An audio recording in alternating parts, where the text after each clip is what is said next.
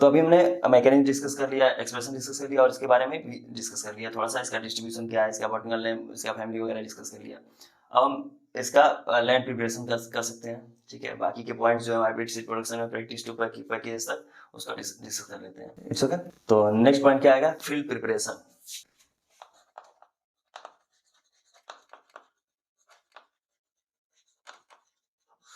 Field preparation की बात करें तो सिंपल, सबसे पहले तो वेल ड्रेनेज होना चाहिए, वेल ड्रेन होना चाहिए, यानी ड्रेनेज का अच्छा व्यवस्था होना चाहिए, ठीक है, जिससे कि वाटर लॉगिंग ना हो फील्ड में। देन फर्टाइल सॉइल, ये तो प्राइमरी रिक्वायरमेंट है, ठीक है, बेसिक रिक्वायरमेंट है फर्टाइल सॉइल, क्योंकि अगर फर्टाइल सॉइल नहीं होगा तो हम कोई प्लांट्स नहीं उसमें प्रोड्यूस कर पाएंगे, डेवलप कर पाएंगे, ठीक है। Soil should be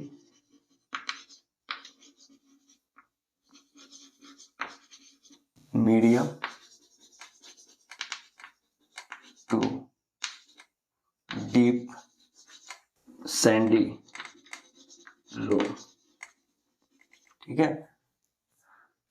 medium to deep sandy loam I say, and heavy लोम भी चलता है इसमें, एंड हैवी लोम, ठीक है। मीडियम लोम भी चलेगा और हैवी लोम भी चलेगा इसमें, जो सॉइल का टाइप है। It's okay. ये तो बेसिक रिक्वायरमेंट है, फर्टाइल होना चाहिए सॉइल, और वेल ड्रेनेज की व्यवस्था होनी चाहिए अच्छी तरह से, और इसका जो सॉइल है वो मीडियम टू डीप सैंडी हो या फिर हैवी लोम हो, ठीक है। Soil should B free from the volunteer plants, directly can say free from volunteer plant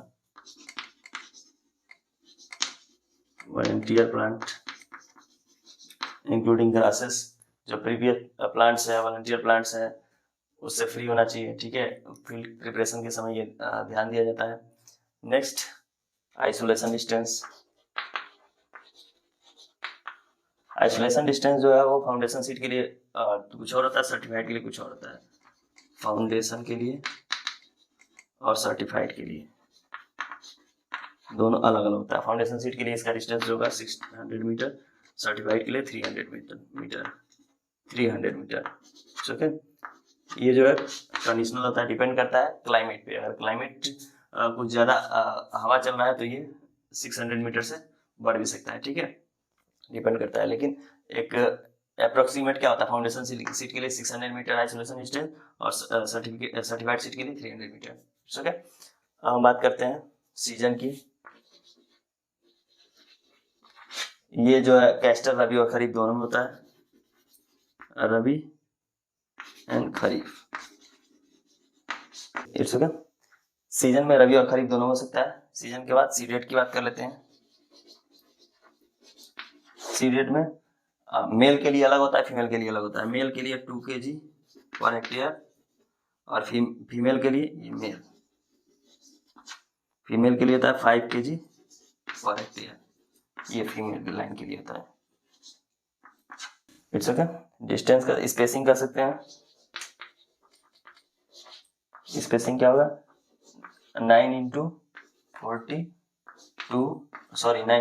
60 centimetre, यानी रो टू रो और plant to plant distance 90 centimetre into 40 centimetre, या फिर कह सकते हैं 90 सेंटीमीटर इंटू 60 सेंटीमीटर। ये एरिया के ऊपर डिपेंड करता है। आपके पास सफिशिएंट जगह है तो 90 इंटू 60 यूज कर लीजिए, थोड़ा सा जगह में तो 90 इंटू 40 सेंटीमीटर कर लीजिए, 90 centimetre 40 centimetre, it's okay. Spacing के बाद आ जाता है रेशियो। रेशियो मतलब कितने फीमेल लाइन लगाएंगे और कितने मेल लाइन लगाएंगे, ठीक है। तो ये 3:1 का रेशियो होता है, 3:1, यानी 3 फीमेल लाइन होगा और 1 मेल लाइन होगा, ठीक है। ये ऐसे 3 फीमेल होंगे, फिर 1 मेल होगा, फिर 3 फीमेल होंगे और 1 मेल होगा। ऐसा क्यों होता है, क्योंकि ये क्रॉस पोलिनेटेड क्रॉप है। अगर हवा चलेगा तो ये 3 लाइन तक ये सफिशियंट है कि इसके पोलन ग्रेन उड़ के जाए, ठीक है। तो ऐसे इधर से या इधर से चला जाता है, ठीक है। अब बात करते हैं इरिगेशन की। इरिगेशन में सिंपल जितने क्रिटिकल स्टेज होते हैं उस पर तो हम इसको इरिगेट करेंगे ही करेंगे एट क्रिटिकल स्टेज,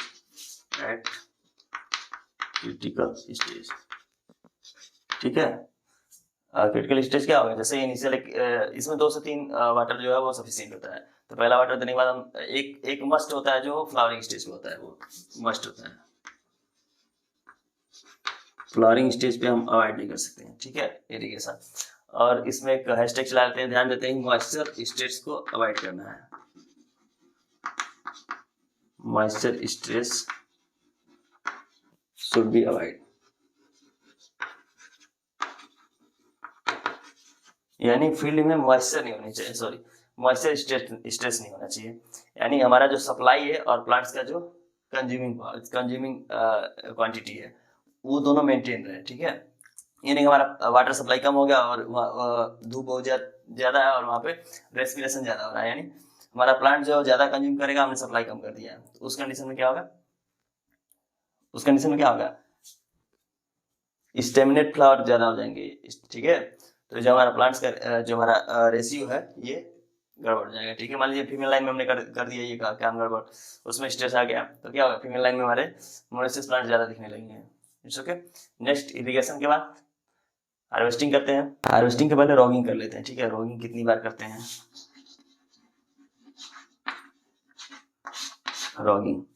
रॉगिंग है ये करते रहते हैं 2 से 3 बार 4 बार करते रहते हैं। इसमें रॉगिंग में करते क्या है, all of type plant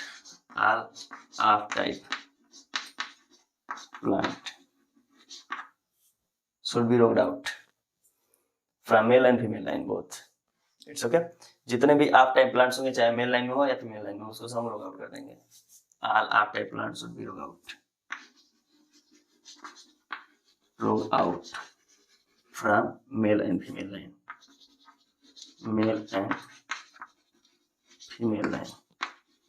ठीक है। सेकेंड काम क्या करेंगे, इसमें जितना फीमेल लाइन है उसमें से हम मोनेसियस को रोग आउट कर देंगे। मोनेसियस plant should be rolled out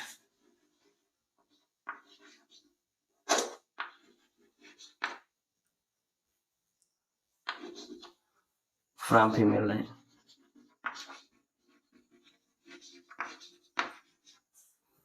ठीक है। रोगिंग में 2 काम करते हैं, या ये तो जितने भी आप टाइप प्लांट्स हैं, ठीक है, वो हम मेल और फीमेल दोनों से रोग आउट कर देते हैं, लेकिन मोनेसियस टाइप का जो प्लांट्स होगा वो सिर्फ फीमेल लाइन से हटा देंगे। नेक्स्ट हार्वेस्टिंग करते हैं।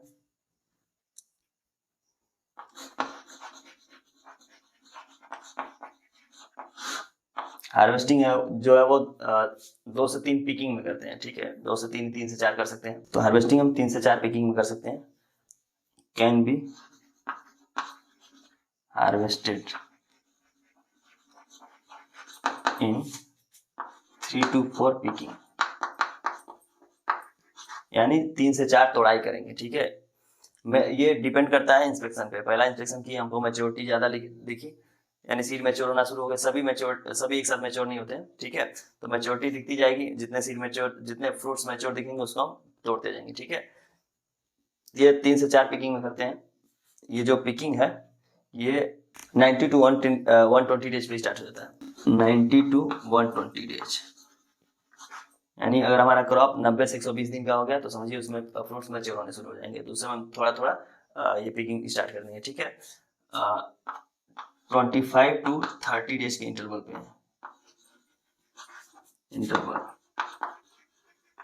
यानी अगर हम पहला पिकिंग करते हैं 90 दिन पे 120 दिन पे, उसके बाद फिर हम 25 से 30 दिन के अंतर पे क्या करेंगे, दूसरा पिकिंग करेंगे, फिर 25 से 30 दिन के अंतर पे तीसरा पिकिंग करेंगे, चौथा पिकिंग करेंगे, ठीक है। ऐसे हम पिकिंग वाइज इसको हार्वेस्ट करते हैं, एक ही बार हार्वेस्ट नहीं करते हैं, क्योंकि सभी सीड एक साथ मैच्योर नहीं होते हैं, ठीक है। इसलिए हम जो हार्वेस्टिंग है 3 से 4 पिकिंग में करते हैं। अब इसमें कुछ हैशटैग चला लेते हैं। अगर यहाँ पे जहाँ पे हमारा क्रॉप लगा हुआ है, अगर वहाँ पे सटरिंग कोई प्रॉब्लम नहीं है तो क्या करेंगे, हम हार्वेस्टिंग डिले करेंगे, यानी 3 से 4 पिकिंग मना करके थोड़ा डिले करेंगे, तो हो सकता है 1 से 2 पिकिंग नहीं हो जाए। लेकिन जहाँ पे सटरिंग प्रॉब्लम है, यानी अगर सीड में स्प्राउटिंग है या फिर प्लांट गिर रहा है, ठीक है, तो उस कंडीशन में क्या करेंगे, हम जितने मैच्योर सीड है उसको हम हार्वेस्ट करते जाएंगे, तो पिकिंग का जो हमारा अकाउंट है वो बढ़ जाएगा। लेकिन अगर shattering is not a problem, simple इसको लिखने की जरूरत नहीं है, if shattering is not a problem then harvested should be delayed, ठीक है। अगर सटरिंग प्रॉब्लम नहीं है तो हार्वेस्टिंग डिले कर सकते हैं। डिले करेंगे तो सबका मैच्योरिटी एक साथ हो जाएगा, तो हम पिकिंग का जो हमारा काउंट है ये कम हो जाएगा, यानी एक या दो तोड़ाई में हम पूरा हार्वेस्ट कर सकते हैं, या फिर एक ही तोड़ाई में हार्वेस्ट कर सकते हैं। ठीक है, इसके बाद इसमें हैशटैग क्या होगा, ध्यान देने के बाद जो मेल लाइन है उसको हम पहले हार्वेस्ट करेंगे सेपरेटली और उसको फील्ड से हटा देंगे। Male line harvested first and remove from field, remove from field.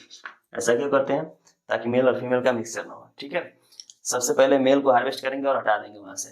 ठीक है, उसके बाद फीमेल को हम हार्वेस्ट करना स्टार्ट करेंगे। ये ध्यान देने वाली बात है, ताकि मिक्सचर ना हो। और जो भी मैकेनिकल मिक्सचर है उसको भी अवॉइड करते हैं। Admixture should be avoid during harvesting, admixture should be avoid during harvesting. ठीक है, हार्वेस्टिंग में 2 से 3 बात ध्यान देनी है। पहला, 3 से 4 पिकिंग में कर सकते हैं, मैच्योरिटी के अकॉर्डिंग, जैसे जैसे हमारा फ्रूट्स मैच्योर होगा उसका पिकिंग शुरू कर देंगे। ठीक है, और ये पिकिंग स्टार्ट कब होगा, 90 to 120 डेज पे। डिफरेंस क्या होंगे, 25 से 30 दिन के अंतराल पे हम पिकिंग करेंगे। ठीक है, अगर उस एरिया में सटरिंग या फिर स्प्राउटिंग कोई प्रॉब्लम नहीं है, फ्रूट्स फटता नहीं है, ठीक है, सटरिंग नहीं हो रहा है, तो वहाँ पे क्या कर सकते हैं, हार्वेस्टिंग डिले कर सकते हैं। ठीक है, और डिले करेंगे कब तक करेंगे, जब तक इस सारे जो इसके फ्रूट्स हैं वो एक साथ मैच्योर ना हो जाए। अगर एक साथ मैच्योर हो गए तो हो सकता है हम 1 या 2 पिकिंग में ही इसको हार्वेस्ट कर लेंगे। ठीक है, ध्यान देने की बात क्या है, मेल लाइन को सबसे पहले हार्वेस्ट करेंगे और उसको फिर से हटा देंगे। दूसरा, एडमिक्सचर ना हो, इसका ध्यान देंगे। ये तो सिंपल सी हार्वेस्टिंग करेंगे ताकि मिक्सचर ना हो। हार्वेस्टिंग के बाद क्या करेंगे, ग्रेडिंग करेंगे। ग्रेडिंग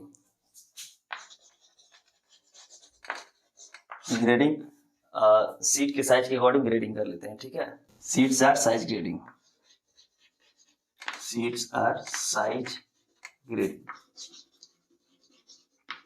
यानी सीड को साइज के अकॉर्डिंग ग्रेडिंग कर लेते हैं ताकि हमारा मार्केट में अच्छा प्राइस मिल सके। ठीक है, इसके बाद स्टोरेज की बात करते हैं, क्योंकि सारा का सारा क्रॉप हमारे एक ही साथ मार्केट में तो चला नहीं जाएगा। हम हो सकता है कि मार्केट में रेट आने का इंतजार करें, इसके लिए हमको क्या करना पड़ेगा, इसको स्टोरेज करना पड़ेगा। स्टोरेज में ध्यान देते हैं, स्टोरेज में हम थीरम का यूज कर लेते हैं ताकि हमारा सीड खराब ना हो। ठीक है, तो ट्रीटेड विथ थीरम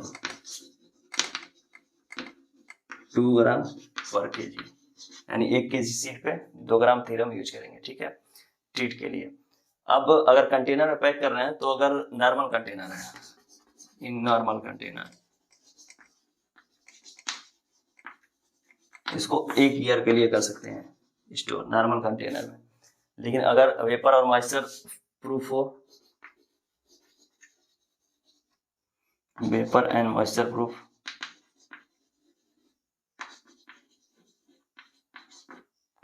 कंटेनर हो, इसमें 2 साल के लिए कर सकते हैं। नॉर्मल कंटेनर है तो 1 साल के लिए स्टोरेज कर सकते हैं, और वेपर और मॉइस्चर प्रूफ कंटेनर तो उसमें 2 साल के लिए स्टोर कर सकते हैं। ठीक है, स्टोरेज के बाद जब भी हमारा मार्केट में रेट आए, ठीक है, इसको हम इस क्रॉप को ले जाके सेल कर सकते हैं या फिर अपने काम में ला सकते हैं। ओके, ये रहा कैस्टर के बारे में। कैस्टर के बारे में हमने पूरा का पूरा डिस्ट्रीब्यूशन नहीं पढ़ा। हाइब्रिड सीड कौन सा सबसे पहला हाइब्रिड है, उससे रिलेटेड और भी हाइब्रिड सीड होंगे। ठीक है, उसको मैं शेयर कर दूंगा स्क्रीन पे, वो आप देख लीजिएगा। कौन कौन से मैकेनिक्स काम करते हैं, इसको अच्छे से समझा गया। इसका सेक्स एक्सप्रेशन कैसा है, उसका पूरा प्रैक्टिस एंड पैकेजेस देखा गया। ठीक है, इंस्टॉलमेंट तक। नेक्स्ट क्रॉप हम पढ़ेंगे मेज।